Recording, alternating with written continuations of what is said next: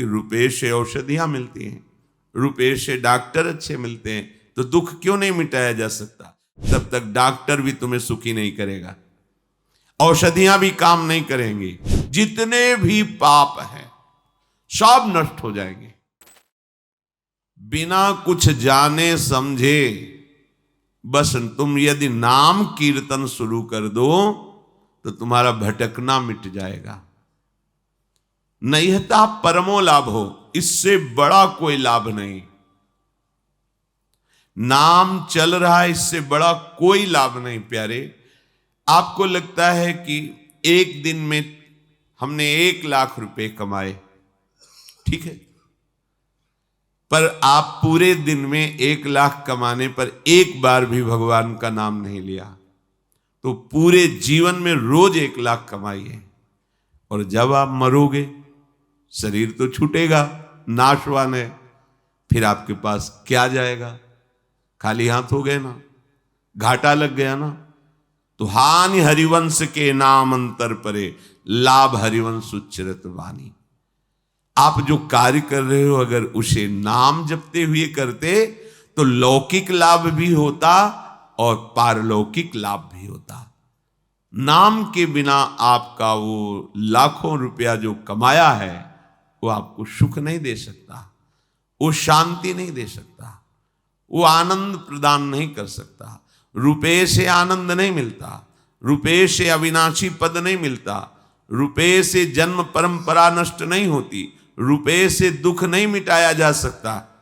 आप कह दो कि रुपए से औषधियां मिलती हैं, रुपए से डॉक्टर अच्छे मिलते हैं, तो दुख क्यों नहीं मिटाया जा सकता? जब तक तुम्हारे पाप कर्म नष्ट नहीं हो जाएंगे तब तक डॉक्टर भी तुम्हें सुखी नहीं करेगा, औषधियां भी काम नहीं करेंगी, और जहां पाप कर्म वो नष्ट हुआ जिसके कारण दुख आया वो अपने आप शांत हो जाएगा। तो मूल बात पाप को नष्ट करना है। तो पाप कैसे नष्ट होता है? नाम संकीर्तनम यस्य सर्व पाप प्रणाशम। जितने भी पाप हैं सब नष्ट हो जाएंगे। नाम संकीर्तनम यस्य, जिनका नाम कीर्तन संपूर्ण पापों को, तो संपूर्ण पाप नष्ट हुए तो दुख पूरा नष्ट हो गया। सच्ची मानिए, दुख हमें मिलते ही पाप कर्म से हैं, तो इसलिए नैहता परमो लाभ हो। कोई भी लाभ नाम के उच्चारण के बराबर नहीं हो सकता। आप भगवान का नाम ले रहे हैं, जिस श्वास में नाम ले रहे, धन्य हो गई वो श्वास। जिस मिनट में नाम ले रहे, धन्य हो गया वो मिनट। बाद में देखेंगे आप, क्योंकि अपने लोग नाम की कीमत नहीं जानते, ना तो विश्वास हो पा रहा है और ना हमें उसकी कीमत पता है। तो ऐसे लगता है संत जन ऐसे कहते रहते हैं। नाम बहुत कीमती वस्तु है, ये परिणाम में आपको समझ में आएगा। यद्दग्गे विषम्यु परिणामे अमृतोपमम, जिसकी शुरुआत विष जैसी लगे उसका परिणाम अमृत जैसा होता है। जैसे प्रातःकालीन ब्रह्म मुहूर्त में उठना, स्नान करके भगवत आराधन के लिए नाम जप सत्संग कीर्तन आदि, ये विष जैसा लगता है। और 8, 9, 10 बजे तक सोना, ये अमृत जैसा लगता है। तो यद तक अमृतोपमम परिणामे विषम्यु, जिसकी शुरुआत अमृत जैसी लगे, भोग दृष्टि रखना, पाप दृष्टि रखना, मनमानी आचरण करना, ये अमृत जैसा लगता है, लेकिन इसका परिणाम बड़ा भयंकर दुखदाई होगा।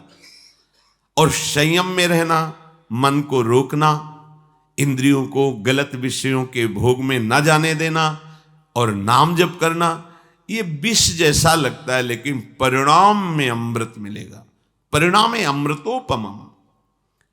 नैहता परमो लाभो देहि नाम भ्राम्यता में ही, इस संसार में भ्रमित लोगों को परम लाभ प्रदान करने वाला ये नाम है।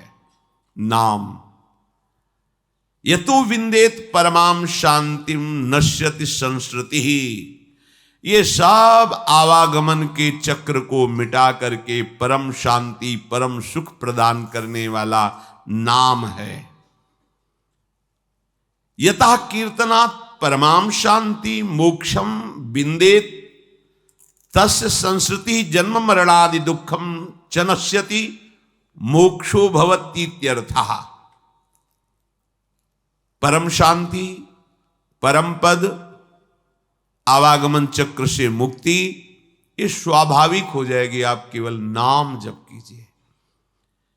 तेष भाग्या मनुष्येषु कृतार्था नृप निश्चितम स्मरन्ति स्मारयन्तो ये हरिर्नाम कलौ युगे। मनुष्यों में वो परम धन्य है। ये अन्यान स्मारयन्तः सन्तः हरिर्नाम स्वयं स्मरन्ति ते मनुष्येषु कृतार्था सभाग्याः निश्चितम। निश्चित प्रतम जानी हो, निश्चित वो परम धन्य हो जाता है जो अन्य स्मरण त्याग करके संतों के प्राणनाथ प्रभु श्री हरि का स्मरण करता है और दूसरों को भी करवाता है। ये जरूर करना चाहिए। अपने परिवार का मंगल करने के लिए कुछ समय नाम कीर्तन घर में जरूर होना चाहिए। मान लीजिए प्रार्थना, आपको परम सुख मिलेगा। आप सुख के लिए ही दौड़ रहे हैं। थोड़ी देर में, हम ज्यादा नहीं कहते, 10 मिनट, 24 घंटे में कोई 10 मिनट आप निकाल लीजिए। कोई संगीत ना हो तो अपने पास ये संगीत है, ताली, राधा राधा, किसी भी ध्वनि में, किसी भी राग में, भाव लगे ना लगे, श्रद्धा बने ना बने, दवाई मानकर, औषधि मान करके आप कीजिए। आपके घर में जब राधा नाम गूंजेगा तो दरिद्रता भाग जाएगी। देख लेना, करके देख लेना। अब मानो तभी ना। आपके घर में कोई भी कभी प्रेत आत्मा प्रवेश नहीं कर पाएगी। आपके परिवार वालों पर किसी का टुटका नहीं चलेगा। अगर आप अपने परिवार को बैठाल कर 10 मिनट केवल नाम कीर्तन कीजिए। राधा कृष्ण, राधा वल्लभ, राधे श्याम, जो आपको प्रिय नाम लगे, सब नाम महिमामय हैं। बैठ कर के मान लीजिए ना। आप मानते नहीं, सुनते तो बहुत हैं, आचरण में नहीं उतारते। 24 घंटे में कभी एक ऐसा समय रखिए जब आप अपने परिवार के साथ प्यार से बैठ करके और प्रभु का नाम की, फिर आप देख लेना, खुद देख ले। 10 मिनट, 24 घंटे में हम 10 मिनट की बात कह रहे हैं। और कहीं सौभाग्य और बढ़ जाए तो एक अध्याय भगवान की महिमा का गान सुनाइए परिवार को बैठकर। श्रीमद् भागवत है, भक्तमाल जी है, भक्तों के चरित्र हैं, भगवान की अवतार कथाएं हैं। आप देख लो, घर तीर्थ हो जाएगा। आपको कहीं तीर्थ जाने की जरूरत नहीं। लोग परेशान होते हैं, हमारे तो 7.5 शनिचर का प्रकोप है, या ऐसा वैसा, पता नहीं किसी ने क्या कर दिया है। ये सब भ्रम हट जाएगा। नाम कीर्तन की गूंज जो आपके घर में उठेगी ना, वो आपका मंगल करके ही छोड़ेगी। देख लेना। भाव कुभाव अनखालसहु, नाम जपत मंगल दिशि दसहु। तेष भाग्या मनुष्येषु, मनुष्यों में सौभाग्यशाली कौन है? बोले स्मरंत स्मारयन्तो ये हरिर नाम कलौ युगे। इस युग का बहुत बड़ा प्रताप है जो 10,000 की वर्ष की तपस्या से फल नहीं प्राप्त होता, वो 24 घंटे नाम कीर्तन से प्राप्त हो जाएगा। बड़ी महिमा है। तो आप अगर 10 मिनट अपने घर में नाम कीर्तन करें, एक अध्याय श्रीमद् भागवत का प्रभु को सुनाएं।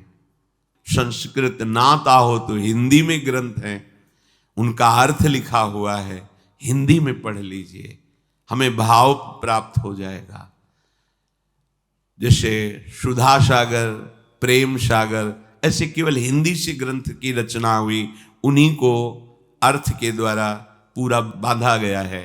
जो श्लोक हैं उन्हीं के अर्थों को पूरा क्रम से लिखा गया है। बहुत सुंदर। प्रेम सागर, सुधा सागर, बहुत सरल भाषा में महान वैष्णव परम पूजनीय गोस्वामी तुलसीदास जी ने सब शास्त्रों की सार बातें रामचरितमानस। जब हम सतशास्त्रों का अपने परिवार में बैठ करके गायन करके श्रवण कराते हैं तो सबके संस्कार पवित्र होते हैं, बुद्धि बदलती है। कितना प्रभाव पड़ता है। गर्भस्थ शिशु को नारद जी भगवान की भक्ति और कथा सुना रहे हैं तो प्रहलाद जी प्रकट होते ही महाभागवत के रूप में, आप देखो, गर्भस्थ शिशु अभिमन्यु को चक्रव्यूह तोड़ने का उपदेश कर रहे तो गर्भ में ही वो सीख गए। बड़ी महिमा है। यदि आप अपने परिवार में नाम कीर्तन करेंगे और भगवत आराधना की भावना से ठाकुर जी विराजमान करके उनको कथा सुनाएंगे, एक अध्याय सुनाए, एक अध्याय आपके जीवन के अध्याय को बदल देगा। आप देखना ना, पर कोई करना नहीं चाहता। और कहीं ये सौभाग्य उदय हो जाए कि बिना ठाकुर जी को भोग लगाए हम पाएंगे नहीं, तब तो बात बन गई, फिर तो बिगड़ेगी नहीं। क्योंकि आहार से हमारा प्राणों का पोषण होता है और बुद्धि का प्रभावित होना होता है। अगर सात्विक आहार है तो बुद्धि सात्विक, राजसिक तो राजसिक, तामसिक तो तामसिक। जब प्रभु को भोग लगा दिया जाता है तो गुणातीत हो जाता है, न वो सतोगुणी, न रजोगुणी, न तमोगुणी, वो भगवत प्रसाद हो जाता है। और प्रसाद एक एक कवल में महान सुकृत प्रदान करता है। भोजन भी हो गया और पुण्य भी बन गया। भगवान को भोग लगाया और पा लिया। ते सौभाग्या, ये सौभाग्यशाली मनुष्यों का जीवन है। कृतार्था, निश्चित इनका कल्याण हो जाता है, कृतार्थ हो जाते हैं।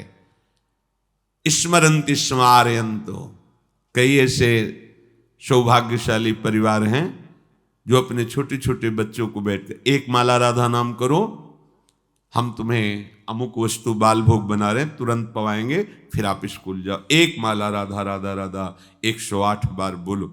ये संस्कार उनको ऐसी उन्नति की तरफ ले जाएंगे कि जब बुद्धि पवित्र होगी तो पढ़ाई में लगेंगे, स्मरण शक्ति तेज होगी, पवित्र व्यवहार होगा तो इनका जीवन प्रकाशित हो जाएगा।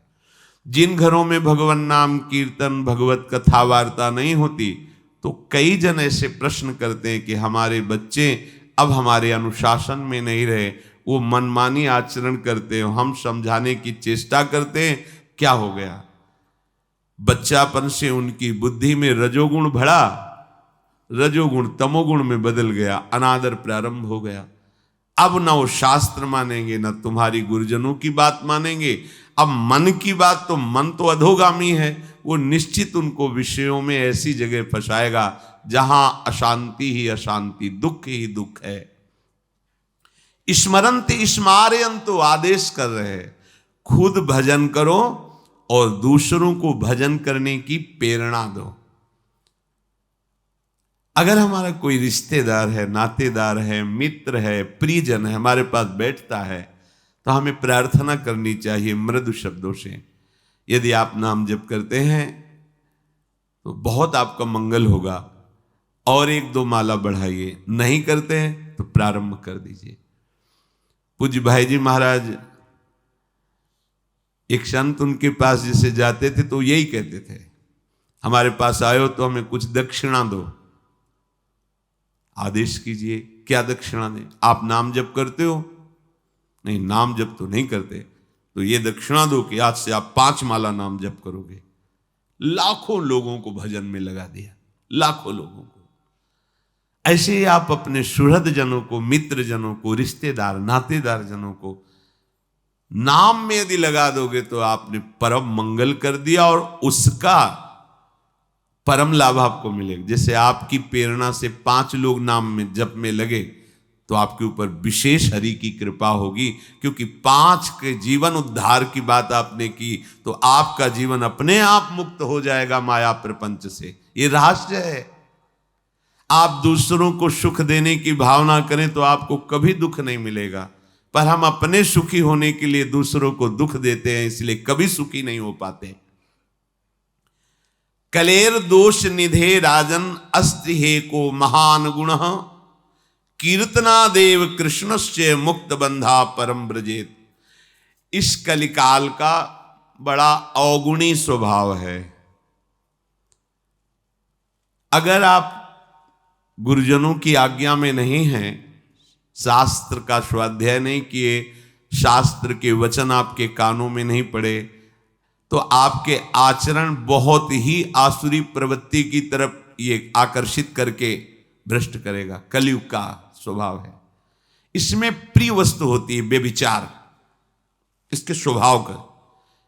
प्रिय वस्तु होती है नशा करना, भांग, शराब, ड्रग्स आदि जो भी नशा करना, व्यभिचार करना और जुआ खेलना। कई तरह से जुआ खेलना होता है। दूसरों के धन का अपहरण करना और दूसरों को दुख पहुंचाना, हिंसा करना, ये इसका स्वभाव है। इसका स्वभाव है।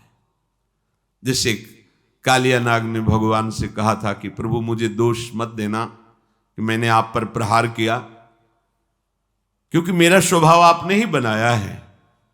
बहुत वर्षों के बाद भी बदला लेने का स्वभाव मेरा होता है और वो आपके द्वारा ही रचा गया है। इसलिए आप नाराज मत होना कि मैंने आपको बांधा अपने नागपाश में, आप पर प्रहार किया। तो ये कलयुग का स्वभाव है। अगर आप भगवद आश्रित नहीं हैं तो शराब पीना आपको बुरा नहीं लगेगा। देखो, सब कोई जानता है। जब हम यहां से बोलते हैं तो कोई कह सकता है कि ये निषेध क्यों कर रहे हैं, लेकिन आप अपने हृदय में बैठ करके थोड़ा विचार कीजिए, क्या ये आपका स्वास्थ्य बढ़ा देगा? कितने ऐसे हमारे सामने आए हैं जिनके लीवर खराब हो गए, जिनका जीवन खत्म हो गया, उनके परिवार के जन भी हैं। हितदाम में जब दिया कि बहुत शराब पी, अब तो डॉक्टर ने कहा अब मरने, और कुछ दिनों में पधार गए। देखो, क्या आपका स्वास्थ्य इसमें अच्छा रहेगा? नहीं। क्या आपको समाज में से सम्मान मिलेगा? नहीं। नालियों में इधर उधर बेहोश होकर के गिर पड़ते हैं, शरीर की सामर्थ्य नहीं रहती। तो इससे क्या परमार्थ बनता है? नहीं। इससे क्या धन की प्राप्ति होती? नहीं। जब कोई भी लाभ नहीं मिलता, केवल प्रमाद और केवल हानि है, तो आप सोचो आप ठगे जा रहे हो कि नहीं ठगे जा रहे हो। व्यर्थ में आप ऐसे आचरण करते हो जिससे आपके जो पुत्र हैं, परिवार के जन हैं, वो आपसे असंतुष्ट रहते हैं। अगर कहीं वो आपका अनुगमन कर लें तो वो भी पतन के मार्ग में चले गए। किसी भी असत क्रिया से कभी शांति नहीं। प्यारे समझो, ये कलयुग का स्वभाव है। यदि आप प्रभु का आश्रय नहीं लिए, सत शास्त्रों का स्वाध्याय या श्रवण नहीं करते, तो आपको शराब पीने में हिचक नहीं होगी, क्योंकि स्वभाव है कलयुग का। मांस खाने में हिचक नहीं होगी, व्यभिचार करने में हिचक नहीं होगी, चोरी करने में हिचक नहीं होगी, हिंसा करने में हिचक नहीं होगी, जुआ खेलने में हिचक नहीं। ये उसका स्वभाव है और उसका प्रभाव है कि आपकी एक भी नहीं चलेगी, वो अपने प्रभाव से आपको बलात् रौंद देगा। इसलिए हित सजनी स्वरूपा महाप्रभु कह रहे, पाए जान जगत में सब जन कपटी कुटिल कलयुगी टंचु। तो कह रहे, अगर इस कलयुग के प्रभाव से तुम्हें कोई बचा सकता है तो इसका एक बहुत बड़ा गुण है। अगर इस कलयुग में नाम जप किया जाए, नाम कीर्तन किया जाए, तो इसका कोई भी स्वभाव या प्रभाव आप पे लागू नहीं होगा और आपका हृदय निर्दोष होकर भगवान की प्राप्ति के योग्य हो जाएगा। एक ही उपाय है, नाम कीर्तन, नाम जप, भगवत चर्चा करना, भगवत चर्चा सुनना। भगवान की माया शक्ति पर कोई विजय पा सके असंभव, पर विजय पाई जाती है तो कैसे? बोले, जिनका हजारों मुख से यशगान भगवान शेष जी करते रहते हैं पर उनके गुणों का पार नहीं पाए, उन प्रभु का नाम जप, उन प्रभु का नाम कीर्तन तुम्हें माया पर विजय प्राप्त करा देगा। माया भ्रम, अज्ञान, अविद्या।